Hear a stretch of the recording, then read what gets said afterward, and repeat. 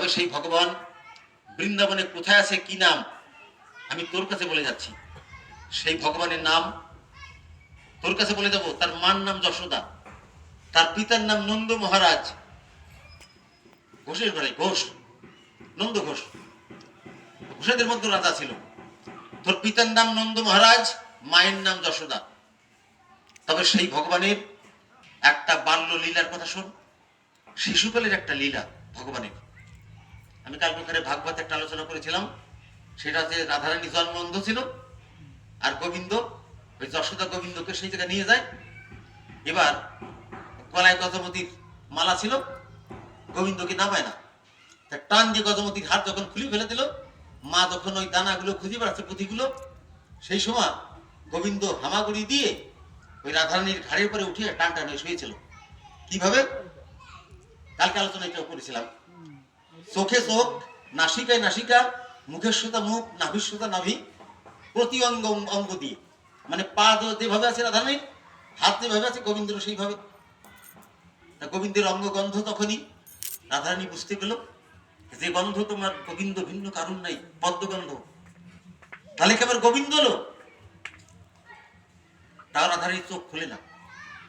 যে পূর্বের প্রতিশ্রুতি ছিল যে প্রভু মর্তধামে তুমিও যাবে, আমিও যাবো, আমি প্রথম তোমার বদন দর্শন করতে চাই, তোমার বদন ছাড়া আমি কাউকে দর্শন করব না।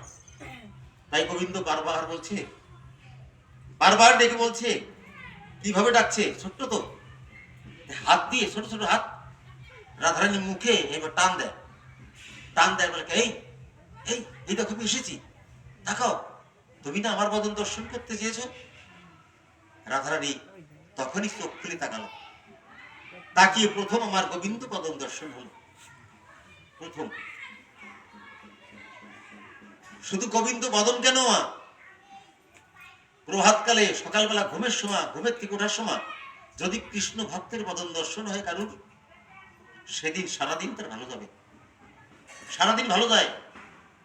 রাধারানী বলেছিল একদিন এই কথাটা। ওই রাধারানীর যে অষ্টসখী, ললিতা, বিশাখা, ইন্দুলেখা, চম্পকলতা, সেই অষ্টসখী প্রভাতকালে রাধারানীর ঘরের কাছে এসে বলছে, রাধে রাধে রাধে, রাধে রাধে বলে যে ডাক দিয়েছে। অমনি দরজা খুলে প্রথম দেখে সেই ললিতা, বিশাখা, ইন্দুলেখা, চম্পকলতা তারা দাঁড়িয়ে আছে। তার রাধারানী কথা বলেছিল যে সখী রে, প্রভাতকালে জেগেই তোদের মতন কৃষ্ণ ভক্তের বদন আমার আজকে দর্শন হলো, আজকে জানিস আমার সারাদিন ভালো যাবে, কৃষ্ণ ভক্তের বদন দর্শন করলে সারাদিন আমার ভালো যাবে। তাই গোবিন্দ বদন দর্শন করলো। আমি ওই লীলায় যাচ্ছি না, আমি কাল কোথায় আলোচনা করেছি তো, লীলায় যাচ্ছি না। আমি বলছি গোবিন্দের একটা বাল্য লীলার কথা শোন। লীলা গণক বলছি, সেই ভগবান সবে মাত্র হামাগুড়ি দেওয়া শিখেছে, হামাগুড়ি দিয়ে আঙ্গিনার পাশে গিয়ে মৃত্তিকা ভক্ষণ করছে। আমার ভাষাটা বুঝতে পারলেন? এটা ব্রতবলী ভাষা তো। বলছে আঙ্গিনার পাশে গিয়ে মৃত্তিকা ভক্ষণ করছে হামাগুড়ি দিয়ে। আর আমাদের ভাষায় বলা হয় সেই ভগবান হাবুর হেঁটে উঠোনের পাশে গিয়ে মাটি খাচ্ছে। এটুকুলো ভাষার তফাৎ। এবার বলরাম তো একটু বড়, বলরাম কথা বলতে পারে। ভাইকে মাটি খাওয়া দেখে ওখান থেকে ছুটে এসেছে, এসে কিন্তু বলরাম ছিল তোতলা। ওই তোতলা বলে দেখেন না, তো তো তো তো করে কথা বলে, আর বেশি রাগ হয়ে গেলে মুখ দিয়ে কথাই বেরোয় না। মানে রাগে বুক ফেটে যায়, মুখ দিয়ে বেরোয় না, বুক ফাটে, মুখ ফাটে না। এবার বলছো মা, মা ওই দেখো তোমার গোপাল দেখো মাটি খাচ্ছে। অনেক কষ্ট করে কথাটা বের করলো। যশোদা বলছে কি? গোপালাই তোর ভাই মাটি খাচ্ছে? কই তোর ভাই, কো?